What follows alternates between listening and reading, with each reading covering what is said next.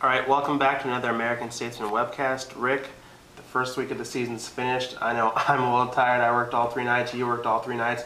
We both saw a lot of great performances. Let's recap those performances and give out game balls. Who's your first game ball going to go to? Danny, my first game ball is going to go to Brian Hogan. He's the quarterback at Cedar Park, had 4 touchdowns all by himself.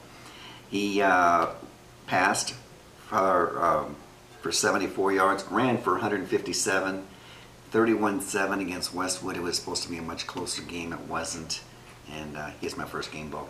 My first game ball is going to go to up to Pflugerville. Storm Woods, fine running back out there, Oregon State commit.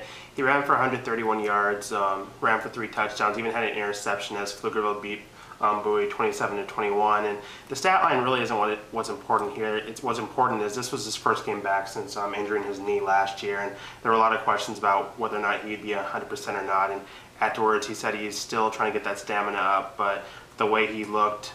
He looks 110% to me, so Pflugerville has to be happy with what happened this weekend. Who's your second game ball going to go to? My second game ball is going to the Anderson free safety, Connor Sheehan. He turned the game around against McCallum with a 70-yard interception return, his first game at free safety.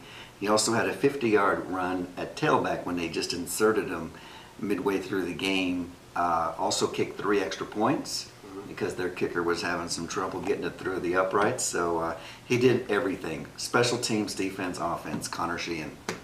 My game ball is going to go to a very, very familiar name. Kid named Gilbert up at Lake Travis. Actually, but it's not going to be Garrett, who got a lot of game balls from us over the past couple years. It's going to go to his younger brother Griffin. Griffin had 9 catches this weekend in a 32-21 win over Westlake. Had 1 touchdown, had a 2-point conversion. Just played huge. Lake Travis lost Connor Floyd, who was their #1 receiver, to an injury. And while Connor might be back at the end of the year, Griffin's going to be the #1 guy now, and he.